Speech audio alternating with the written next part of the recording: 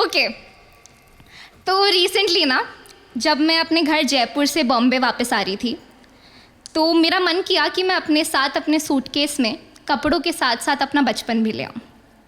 इसीलिए मैं अपनी अलमारी में ढूंढने लगी वो चीज़ें जो मेरे बचपन से जुड़ी हुई हैं, और तब मुझे मिली ये डायरी, ये छोटी सी डायरी जो मैं बचपन में लिखा करती थी।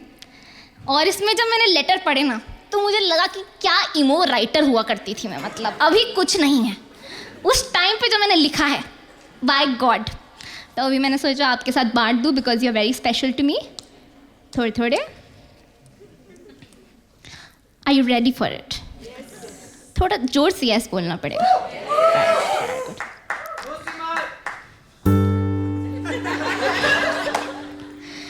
22 दिसंबर 2011 आज मेरा सबसे अनलकी दिन था, सबसे अनलकी।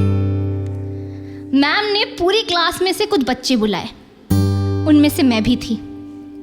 मैं ऑडिशन रूम में गई, पर क्या हुआ, मेरी पैंट बहुत नीचे जा रही थी और जब भी मैं डांस करती वो नीचे आ जाती। इसी वजह से मैं सिलेक्ट नहीं हो पाई। सेकेंड टाइम जब मैं गई तो मैंने परफेक्ट डांस किया, पर मैम ने मुझे सिलेक्ट नहीं किया। थोड़ी देर के बाद 2 बच्चे कम पड़ रहे थे, तो मैम ने सिलेक्टेड गर्ल्स में से एक को बुलाया, उससे पूछा और उसने अपनी 2 दोस्त का नाम दे दिया। मैम ने बिना देखे उन्हें सिलेक्ट किया। मुझे बुरा इस बात का लग रहा है कि अगर वो हो सकते हैं तो मैं क्यों नहीं। इतने दिनों से मैंने इतने सारे सपने देखे थे एनुअल फंक्शन को देखकर, पर एट लास्ट मेरे साथ ऐसा क्यों हुआ। आज मुझे ऐसा लग रहा है कि इस साल का डांस मुझसे छीन लिया गया। वनिका, 22 दिसंबर 2011। Guys, if you think this is the beginning, it is. 2 फरवरी 2012। भगवान, ये बात बहुत पहले की है, जब उस गलत फैमिली ने मेरे और स्नेहिल के बीच में कुछ हो गया था। 2-3 दिन तक उसका और मेरी दोस्ती में दरार रहा, पर उसने खुद सॉरी बोल दिया। पर अब भी हमारे बीच दरार है, क्योंकि वो पहले मेरे अलावा किसी के साथ खाना नहीं खाती थी, अब वो अपूर्वा के साथ खाती है। और अब भी वो निक्की को मेरे बारे में बोलती रहती है। अब आप ही कोई रास्ता बताइए कि मैं ऐसा क्या करूं जिससे वो वापस से मेरे पास आ जाए। अब आप ही कोई रास्ता दो। थैंक यू वनिका, 2 फरवरी 2012। Not just this, wait guys, अभी आएगा वेरी इंपॉर्टेंट। अभी 1 साल बाद की बात है, एंड ऑफ दैट ईयर, 26 दिसंबर 2012।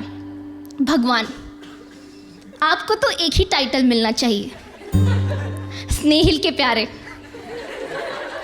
जबकि आपको सबके प्यारे होना चाहिए। भगवान जी, सच्ची आपने इस साल मेरी एक भी विश पूरी नहीं की।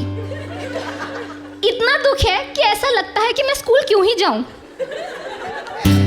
पर स्कूल में इतनी चोटों के बावजूद इस साल मम्मी पापा के साथ हरिद्वार जाकर बहुत अच्छा लगा। पर पता है, बुरा इस बात का लग रहा है कि इतनी प्रार्थना करी मैंने आपसे, फिर भी आपने उस स्नेहिल को ही वॉलंटियर बना दिया। मुझे पता है यही तो आपकी इनइक्वालिटी है। फिर भी मैंने सामने कहा कि मैं हनुमान चालीसा पढ़ूंगी, लेकिन फिर आपने मुझे एक चांस दिया, सिर्फ एक, और वो भी सिर्फ 2nd पीरियड के लिए। अब आप ही बताओ कि मैं ऐसा क्या करूं कि मुझे सिलेक्ट कर लिया जाए। आपको याद है, प्लीज़ भगवान, प्लीज़ भगवान, आपने लास्ट टाइम भी मेरे साथ कुछ ऐसा ही किया था। पेज नंबर 2 पे लिखा हुआ है। भगवान जी, प्लीज़ बस इस बार मेरी बात मान जाओ, सिर्फ इस बार प्लीज़। वनिका रिक्वेस्टिंग। मतलब कितने बैड एस और कितने मस्त हुआ करते थे ना हम तब। हमारा जो दुख था वो भी हमारी खुशी की तरह बीत जाता था। हमें गुस्सा आ रहा है, हमें जेलसी हो रही है, हम विदाउट फिल्टर्स अपनी फीलिंग्स को फील कर लेते थे। यार कितना सिंपल हुआ करता था। मुझे ऐसा लगता है कि उस वक्त अपनी बेस्ट फ्रेंड स्नेहिल और अपने मम्मी पापा और अपने टीचर्स को कुछ बोलने के बजाय मैं इस डायरी में शायद इसलिए लिखती थी क्योंकि मुझे ऐसा लगता है कि मुझे विश्वास था कि भगवान से बेहतर मुझे और कोई नहीं समझ सकता। लेकिन अगर अभी मुझे ऐसा ही कोई लेटर लिखना हुआ तो शायद मैं भगवान को नहीं लिखूंगी। तो मैं किसको लिखूंगी वो लेटर? नहीं, मुझे लगता है कि मैं उस लड़की को एक लेटर लिखूंगी जो मैं हुआ करती थी, इसी 11 ईयर ओल्ड वनिका को, क्योंकि मुझे लगता है कि उससे बेहतर मुझे कोई और नहीं समझ सकता। तो अभी हम वो लेटर लिखते हैं 11 ईयर ओल्ड वनिका को। डियरेस्ट 11 ईयर ओल्ड वनिका, आज मेरा बहुत टायरिंग डे था। मम्मी सही कहती है कि एक उम्र के बाद समझ आ जाता है कि कपड़े धोना, बर्तन धोना, खाना बनाना, काम वाली आंटी को खुश रखना, सब्जी वाले से नेगोशिएट करना बहुत डिफ़िकल्ट काम है। यार बहुत बीटी हो जाती है अकेले रहते हुए, कभी पंखा तो कभी नलका ख़राब हो जाता है। मुझे लगता है कि मेरे मूड्स के बारे में प्लम्बर और इलेक्ट्रिशियन मेरे दोस्तों से ज़्यादा जानते हैं। उन्हें पता है कि ऋषि पिछले कुछ हफ्तों से मेरे मैसेजेस का टाइमली रिप्लाई नहीं कर रहा है। उन्हें, और एक तो ये जो मैं अपने आप को इमोशनली अनअवेलेबल लड़कों के साथ इन्वेस्ट करती हूँ ना, मुझे लगता है एक दिन इसी की वजह से मैं बैंकरप्ट हो जाऊंगी। मुझे पता है मैं थक गई हूँ अपने सेल्फ डाउट को ये बताते बताते कि तूने मुझ तक पहुँचने के लिए कितना लंबा सफ़र तय किया है। फिर भी ना मेरा ओवरली क्रिटिकल बिहेवियर कंट्रोल ही नहीं हो रहा है। थक गई हूँ ब्रो, परेशान हो गई हूँ, टायर्ड हूँ अपने खुद के साथ खुद ही के दिमाग में ग्रुप मीटिंग्स करते हुए।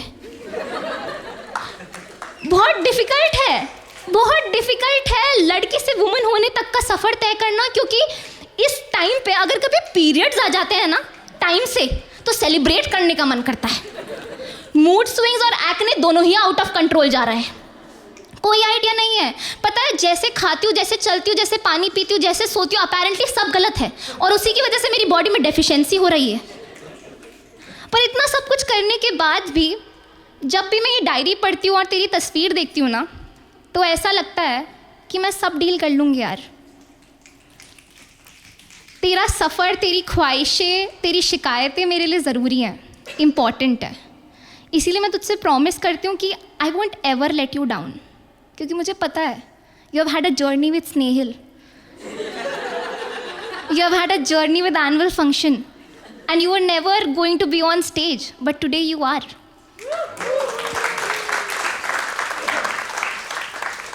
Love you, Vanika, 16th March 2024. Thank you so much, Simar. Thank you so much, everyone.